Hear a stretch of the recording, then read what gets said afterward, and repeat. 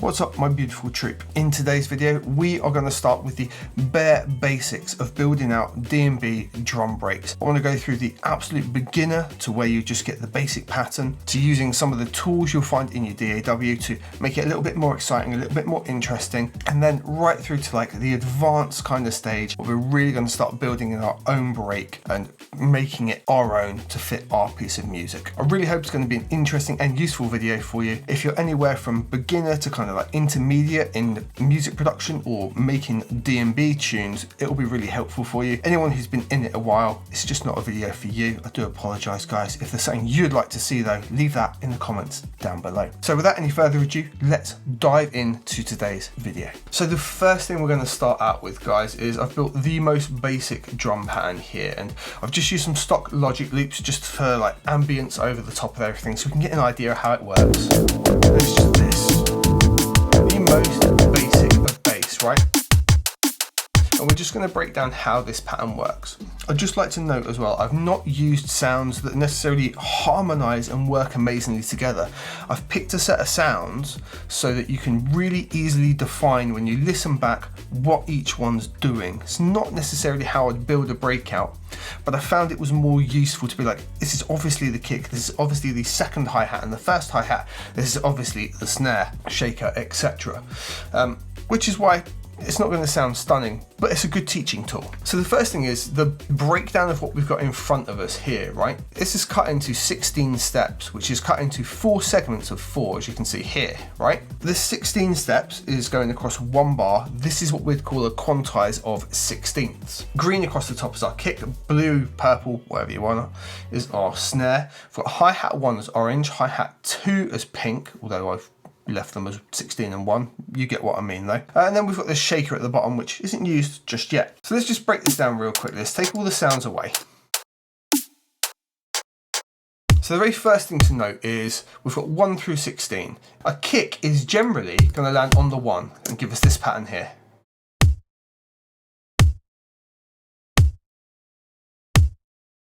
The 4 on the floor, which is this. In DnB, tends to be too fast. You can absolutely use it, have a build up and breakdown, absolutely. But we tend to have a kick on every other. And then we usually will do something called syncopation. That moves this kick onto the and here. And that gives us that do, do, do, do. We'd normally then have a kick, we'd normally then have a snare land on the 2 and the 4. And we've got our base of bass patterns, right? Bum, bum, bum, bum, bum. Now we can play around with the kicks in other places. We can still have it here and double up, and it feels a lot pacier. We can have it so it swings into the end of the bar. We can have it so it's on the and here. You've probably heard all of these patterns before. If we keep those basings common, the more of them we have, the more pacier and built up it feels. But our most standard's this. It's really easy to overdo it, but it feels far pacier, right? It elevates the overall track. Hell, we could even go here.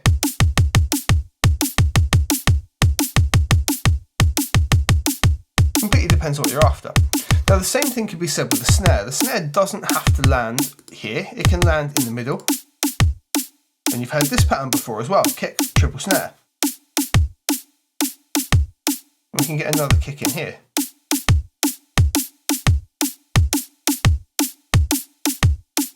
But the most generic pattern that we end up with is our guy right here, which you've heard in any main room tune ever.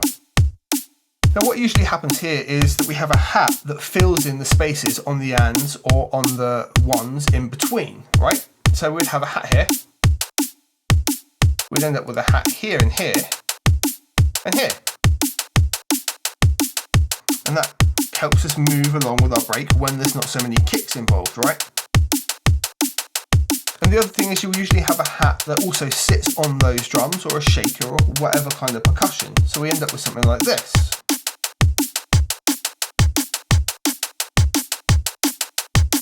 And there's our percussion shakering across the top, right? If we mute these out, we've now got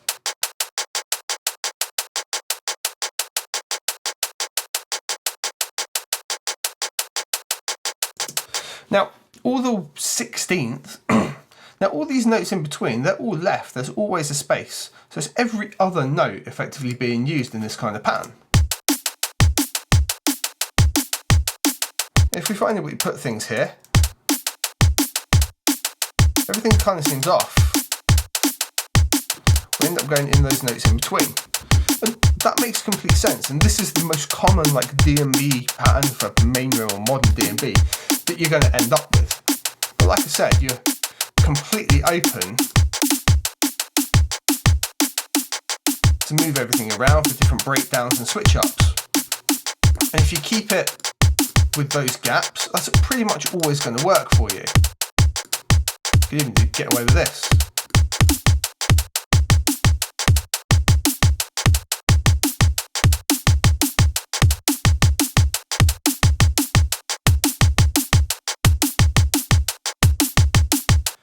You're pretty much free to move them around wherever you want, and you would have heard all these patterns used at some other point. So that's the most beginner-friendly way to do it. You've got 16 steps, leave every other step empty, have it so you've got a hat that fills in the gaps where you haven't got a kick or snare, and maybe some kind of alternate percussion to run across the two, so you end up with a constant percussion line like so. And you can mix and match your snares and kicks where you want them, and depending on how fast-paced you want it to be, you can introduce more kicks or more snares.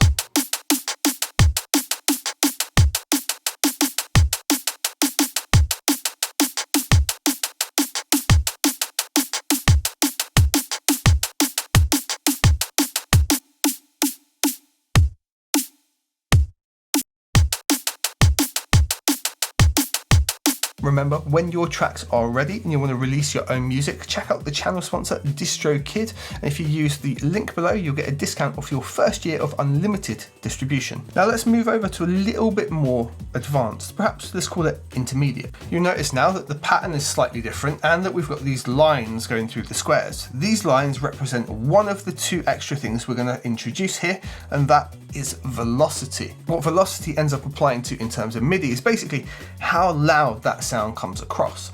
And it makes a huge difference to us when we listen to our percussion line. It now moves up and down and ebbs and flows, rather than the very static percussion line of the constant velocity, which is this.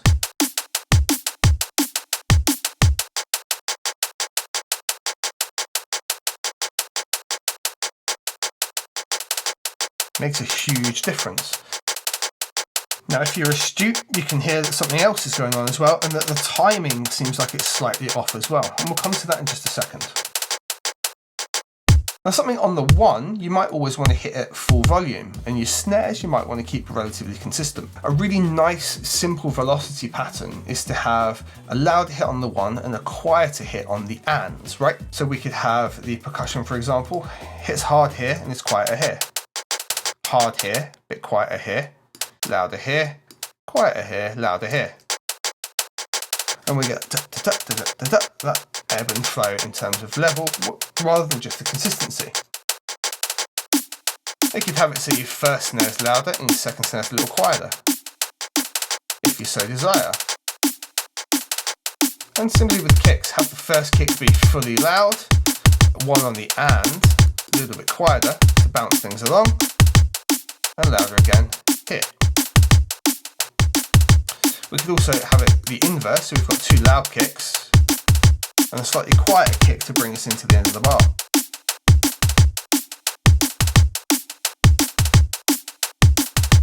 Let's listen to that on and off. Just makes it a little bit more bouncy. It's a much quieter kick, but you pick it up with the ear and it just kind of bounces the track along a bit more, right?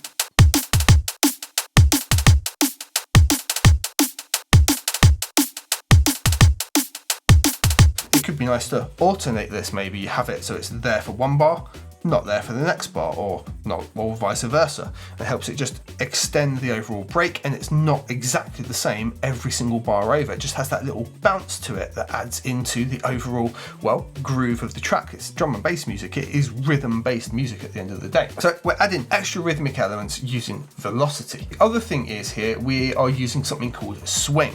So in the step sequencer on here, on the pattern, I've got something called swing. And what swing does is it moves different points in the overall track depending on the swing type. And here you can see it's set to 8ths. We do have 16ths. This is really, really critical. So the 8ths means it's going to move the notes we've got, and it's going to end up swinging like these ones that sit on the and, which would include this kick as well. We can exaggerate this by bumping it all the way up to 18. You can see the notes move here in the grid at the top. Now listen to our pattern.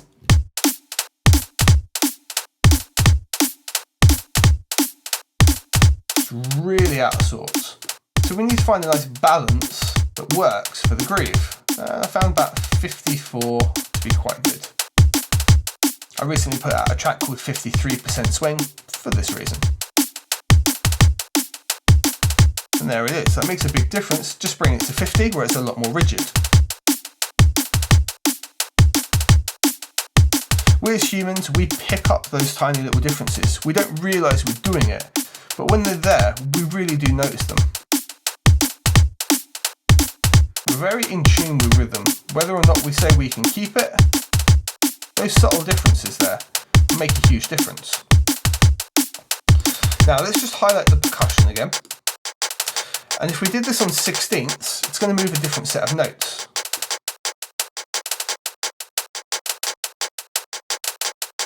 As you can see, it's really only having an effect now on these two notes here. If we were to just run something all the way through like this, we can see what it's doing. And it's affecting those notes in the middle, those notes that we never touched in that first pattern. And this allows us to have a whole different type of groove. Okay, so now we've got a much faster groove. Let's make use of our velocity, and we'll have it so that we get like an ebb and flow. But like I said, the one's going to hit hard each time, right? We'll just do a little summing like that. And we'll mute this hi-hat so we can just hear that and how that's moving.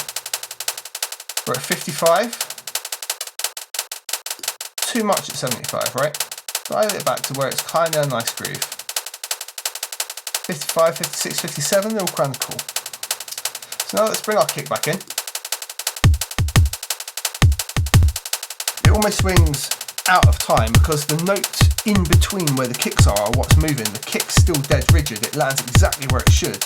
But this and this land a little bit late after it. And that gives a great effect. Now we've got a really fast-paced, ebbed and flowing sound, and we're just using the 3 sounds now. Now if we do the same trick as we did before with our hat, and just leave it under those key sounds,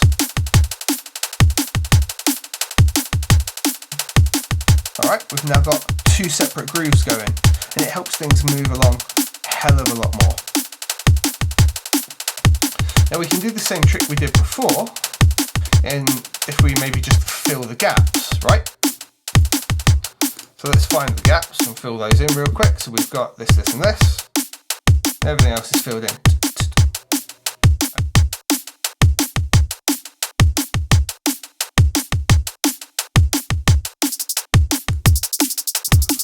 And now we've got that shaker pattern that we can set in with our hi-hats or something else. It's a little bit loud, but it's for tutorial purpose, right? So the same thing here, we've got that swinging on 16ths. So the notes that we aren't touching with the main drums are being swung on the shaker here.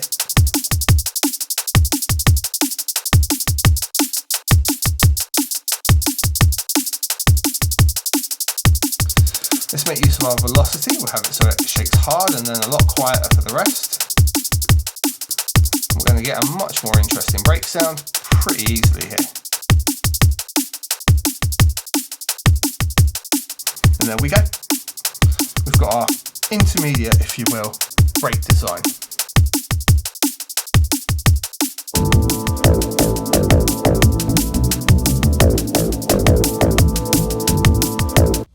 Now let's move on to the even more advanced aspect of things.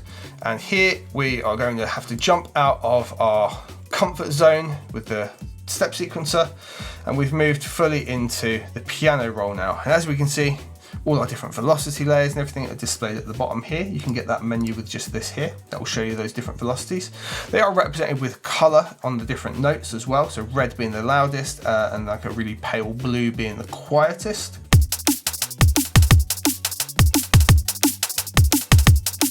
So now we can look at applying our swing values individually as well. We can really take that up a step. So we'll take our shaker here and we can apply the swing value to that independently. So we've got it on 16th notes up here. So the same type of swing, we could have it snap right in, or we could really swing just the shaker on its own now, look. And in the piano roll, we can take it backwards as well. So we can have it so it comes in early, which gives a whole different feel.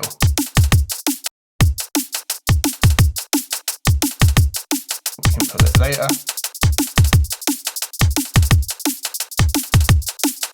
As well. We can have it so it sits almost in the correct position, but it's just a little bit late each time, which is what we were doing initially. Being able to push it a little bit early is also a nice effect. It gives the feeling of the brake is pushing on a little harder rather than it swinging in, right? I hope you can hear that. So that's pushing. It's kind of a pull and a swing. Yeah? So the fact that we can now do that individually per sound makes a big difference to us. If you do this individually on individual tracks, I've done it all in one track, so it's easier for a visualizer. It's much easier to control and contain and do everything you want. In here, I could very easily accidentally select multiple things and mess it all up. It's much easier from a visual standpoint for everyone to see. So we've applied that little bit of a pull to the hat. We can now give like a little bit of a swing and a push to, so we've applied that little bit of a pull to the shakers. We could give a little pull to the hats, right? So we could now swing those this way.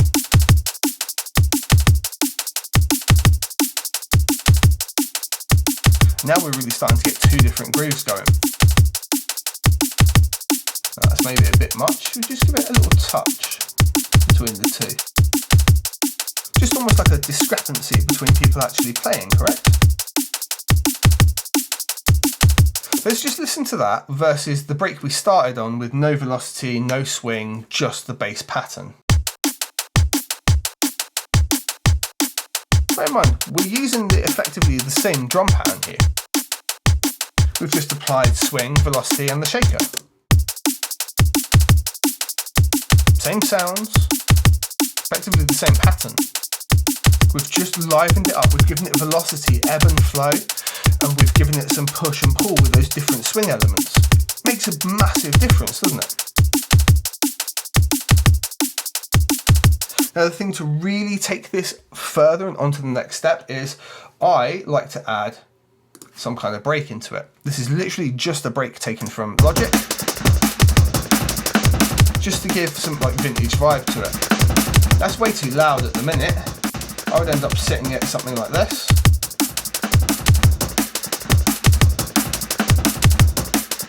Just in the background. And it's just a little 2-bar loop running through and gives it its own thing.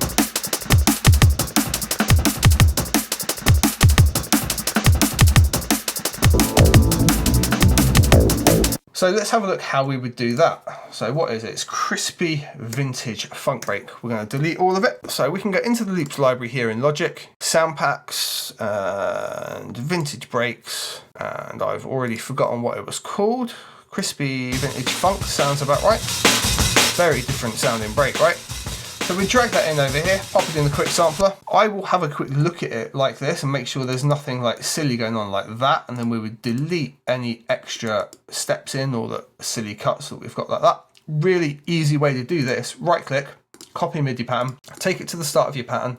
Make sure you've got your new sampler channel selected, Command and V, and it'll pop a pattern in for us like so. Just press E so we can get rid of all of that and get rid of that. All right, so now we've got this.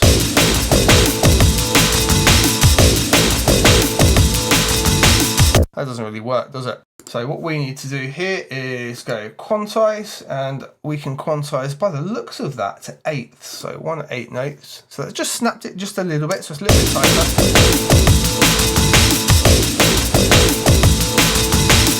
It's definitely a different break to what we had used.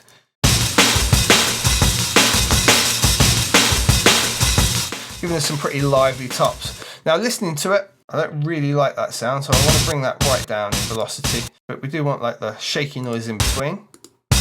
That's another big kick at the end there. I don't necessarily want that. But let's find some other sound. We're just going to zip that down like that. Alright, we've got a little snippy, snappy break loop there. Let's just stick that in with our drums.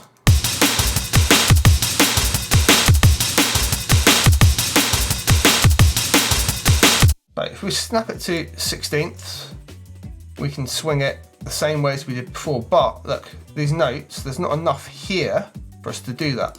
So in this case, we're going to put it on 1/8. It's going to tell us to reset it. Then when we swing it, we'll be able to swing those eighth notes. And those are going to be our shaker notes, or hi-hats in this case anyway, that we left at full scale. And I'm going to give those some slight velocity changes as well.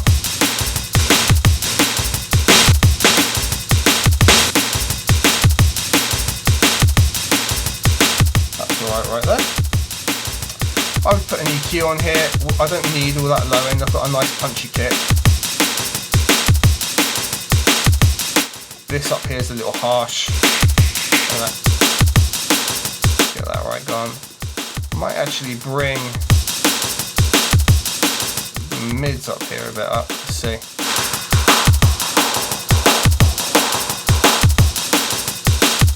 Right, I want to take that out as well, so we'll need you. There, I don't like. And since we've got a shaker in, I might even have a little gentle roll off as well, like that. Just leave space for our shaker up there, right?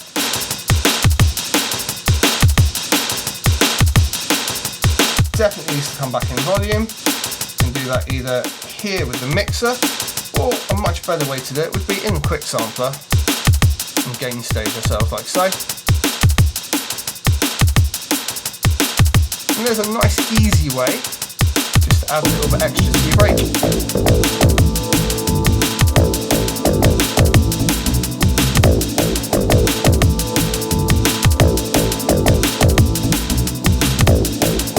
It's very simple to do that as well, and you can take just about any break sample now that you've sort of set up your idea, and pop it in there.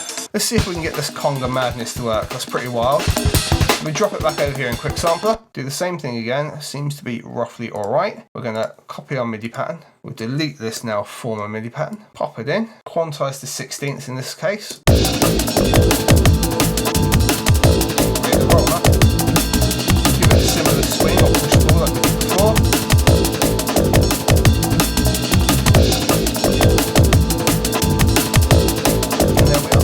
Guys, that's been an introduction to breaks in drum and bass for, well, the beginners through to intermediate, I guess advanced there towards the end, where we're really making our own sounds. I really hope it's been helpful for you. Thank you very much to the channel sponsor DistroKid as always. If you have any questions or there are other tutorials you would like to see in the future, please do leave that in the comment down below. Thank you very much for watching.